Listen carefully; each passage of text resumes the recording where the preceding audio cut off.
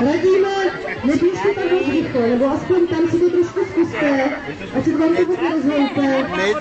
Zkoušeli jsme to a dá se to přeběhnout. Dobrá, je to testováno na 90 kg chlapový, takže si se neurazil teď, protože to byl můj manžel, takže... Nebo 80, no. Teď.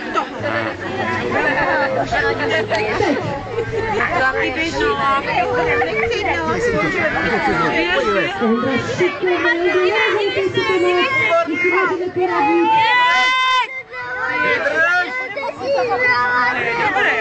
Nemůže být na 90. Je dobré. Horší to bude s náma dospělýma.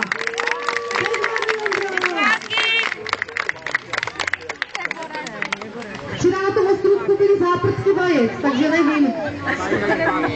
Jestli tam nejsou ještě dnes, jestli děti neodnesou na noze.